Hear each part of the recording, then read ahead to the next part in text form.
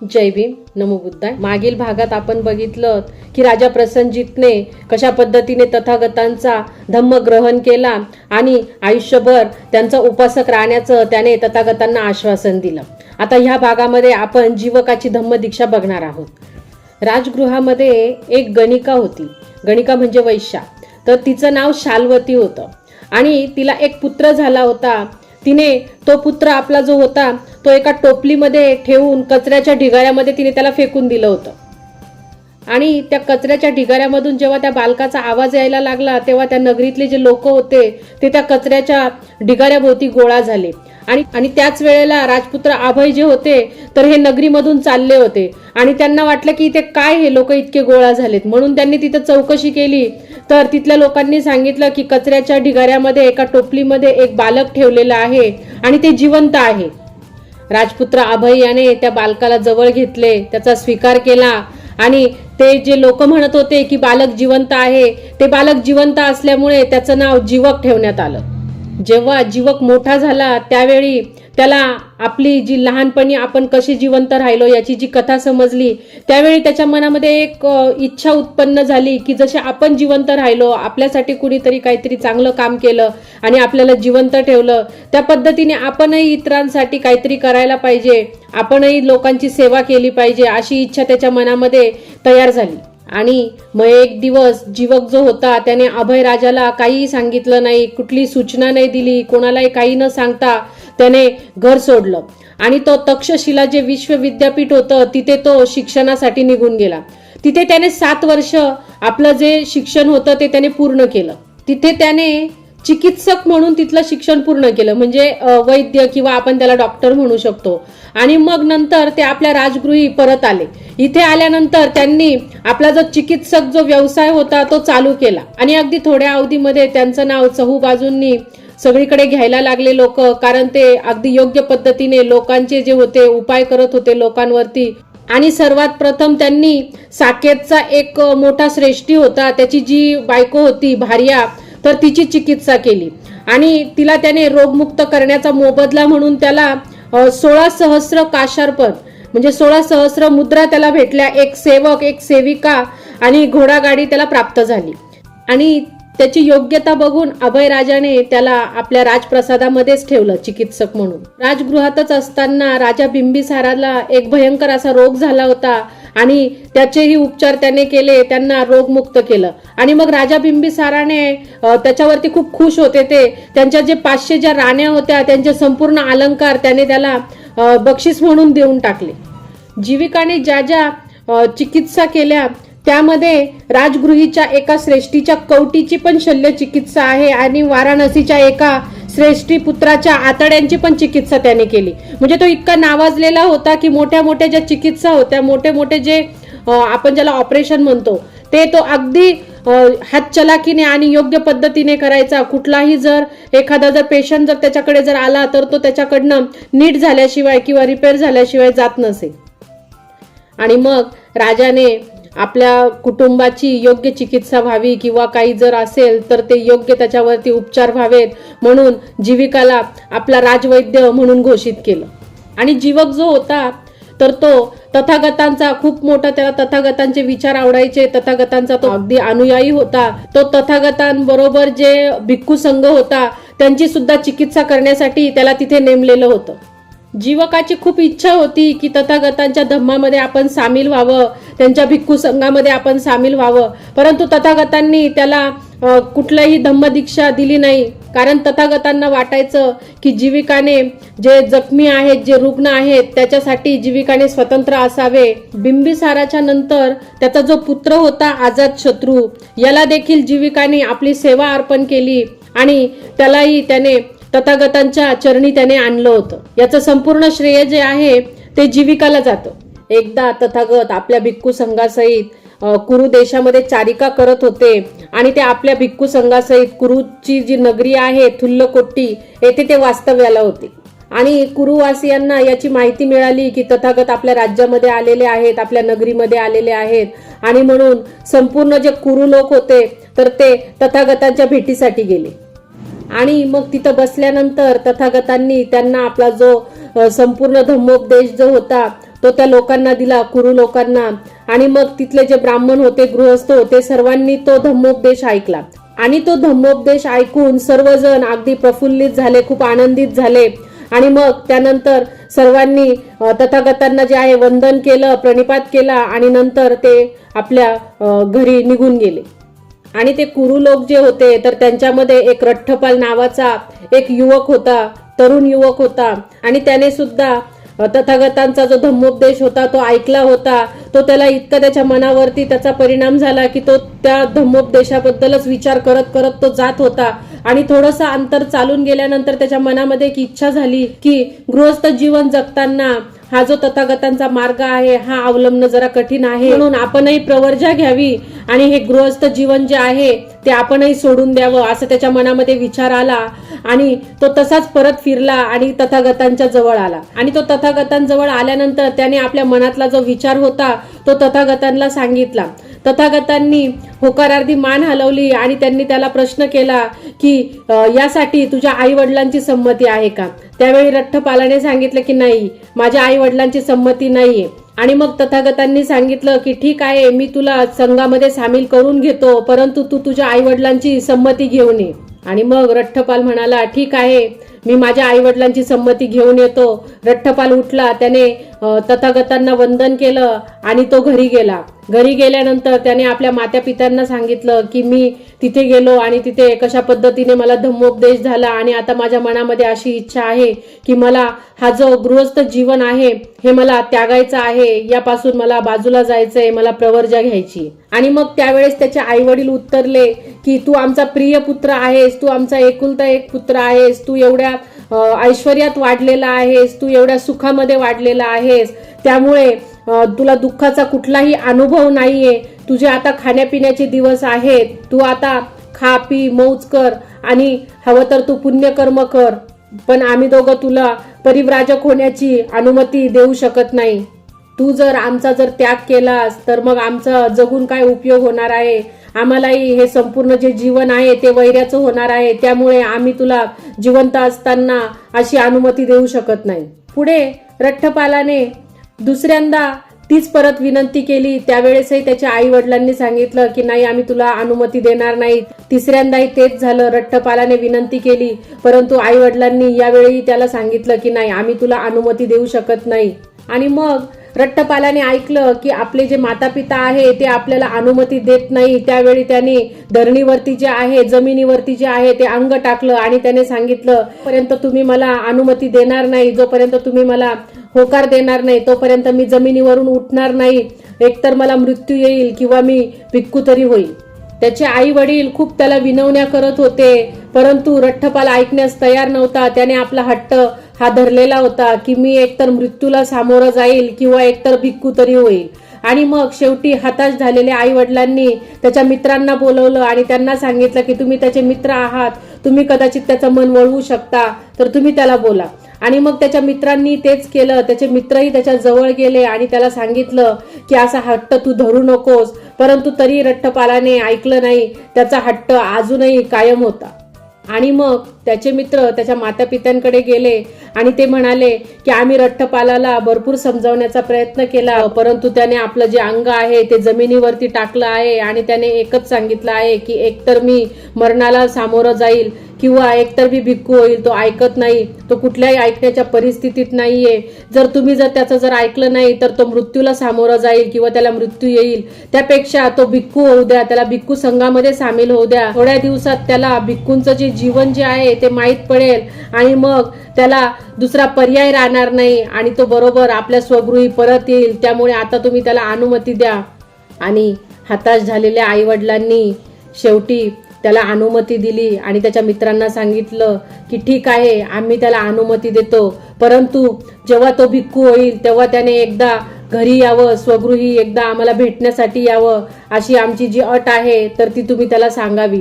आणि मग मित्र रठ्ठपालाकडे गेले आणि त्यांनी त्याला सांगितलं की तुझे जे माता पिता आहे ते तयार झाले आहेत, परंतु त्यांची एक अट आहे की जेव्हा तू भिक्खू होशील तेव्हा तू एकदा त्यांना भेटण्यासाठी यावं.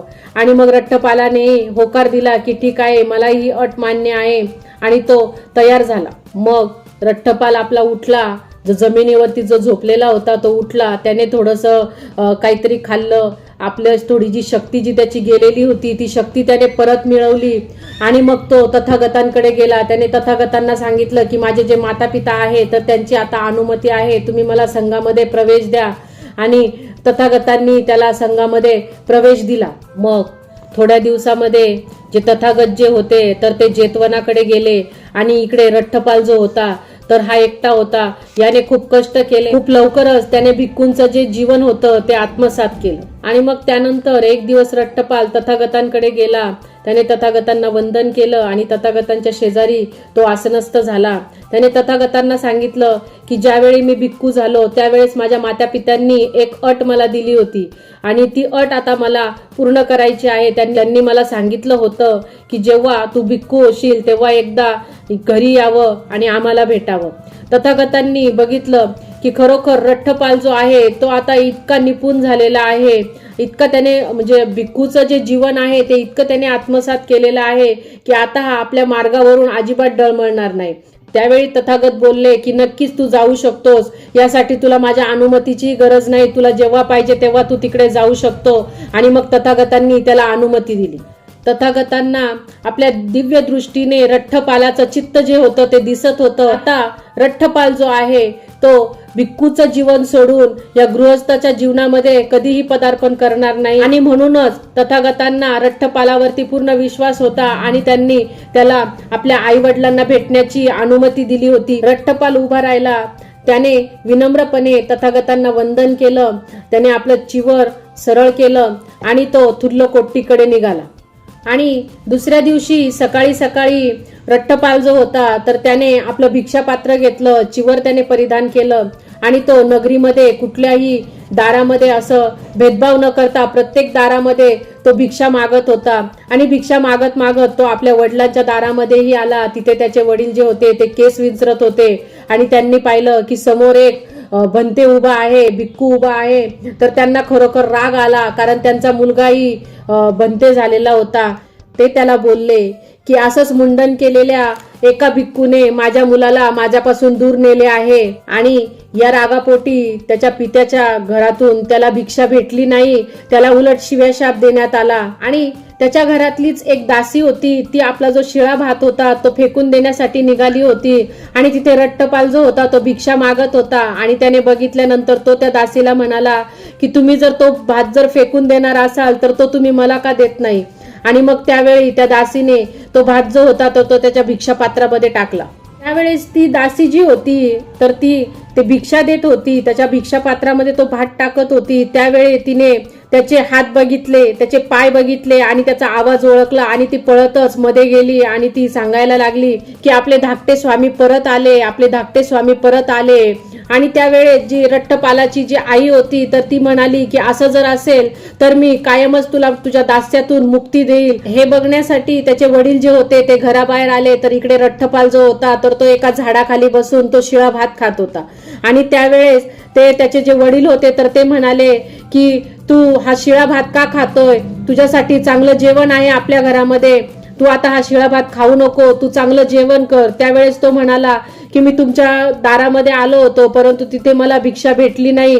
आता हा जो शिळा भात आहे ही माझी भिक्षा आहे आणि ती मी खात आहे. आणि मग त्याचे पिता म्हणाले की ठीक आहे, पण तू आता घरामध्ये चल आणि चांगलं जेवण कर, तो शिळा भात जो आहे तो खाऊ नकोस. त्यावेळेस त्याने सांगितलं की नाही, आता माझे आजचे जे जेवण आहे ते झाले आहे, मी आता कुठलंही जेवण करणार नाही. आणि मग त्याच्या वडिलांनी त्याला सांगितलं की ठीक आहे, तुझं आजचं जेवण झालंय पण उद्याचं जेवण तरी तू आमच्या सोबत कर. आणि मग रठ्ठपालाने मौनच राहिला. त्याने फक्त आपली मान हलवली आणि होकारार्थी त्याने निमंत्रण स्वीकारलं. आणि मग त्याचा जो पिता होता तो घरामध्ये आला. त्याने आपले जे दासी होते तर त्यांना सांगितलं की जे आपल्या घरामध्ये जे सोनं आहे, जे काही मुद्रा आहेत त्या संपूर्ण घेऊन या. आणि रठ्ठपालाची जी भार्य होती, जी बायको होती, तिला त्याने सांगितलं की त्याला जसा आवडायचा तसा साज शृंगार करून तू तयार राहा, उद्या तो आपल्याकडे येणार आहे. सकाळी लवकरच रठ्ठपालाच्या वडिलांनी छान असं जेवण तयार करायला लावलं. जेवण तयार झाल्यानंतर रठ्ठपालाला निरोप केला आणि मग रठ्ठपाल आपलं चिवर धारण करून आणि ते भिक्षा पात्र घेऊन तो घरी आला. घरी आल्यानंतर तो आसनावरती बसला, आसनस्थ झाला.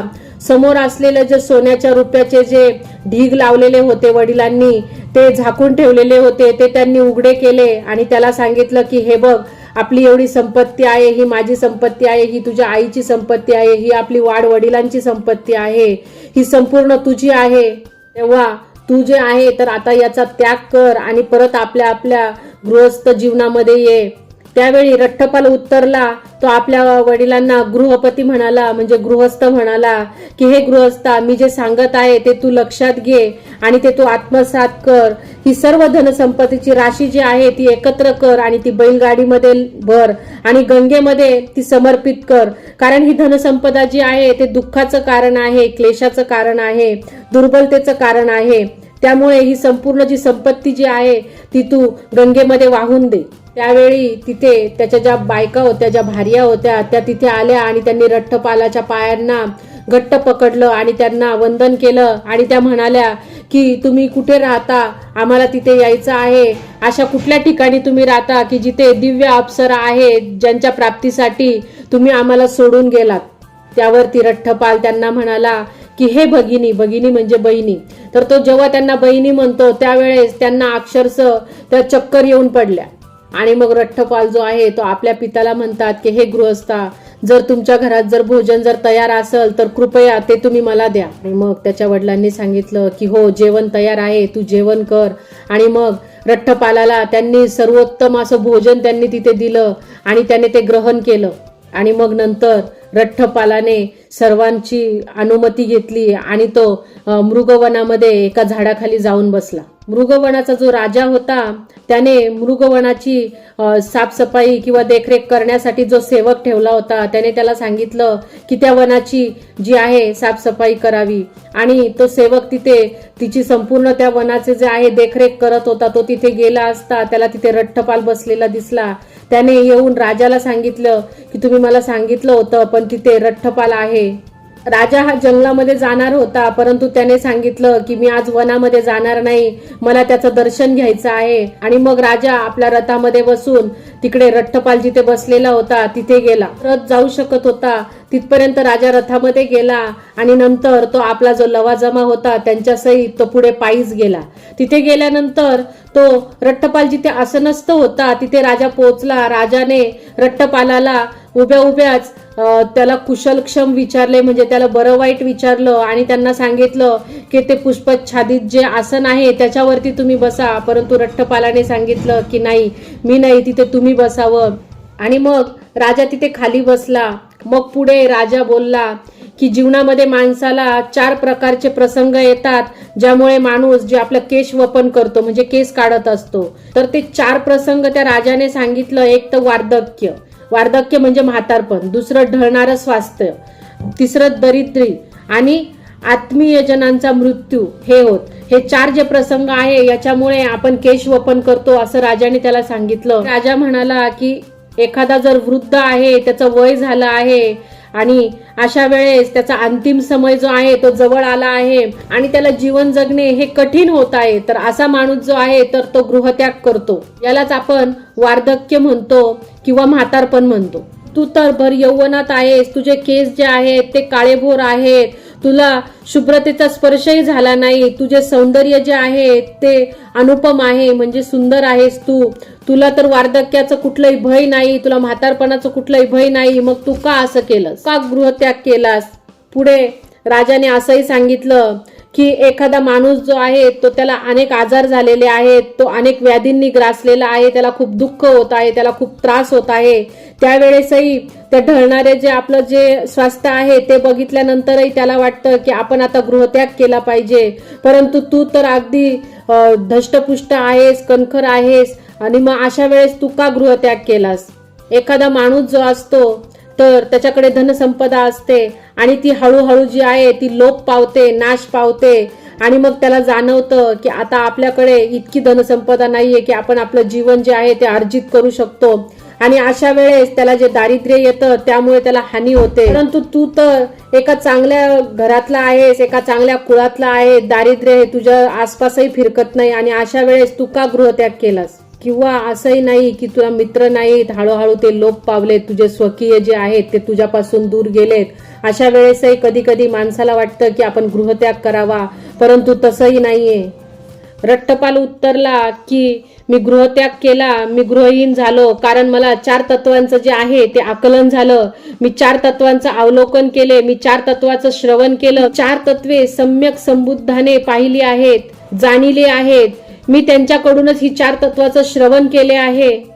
ते म्हणजे जग अनित्य आहे, निरंतर परिवर्तनशील आहे.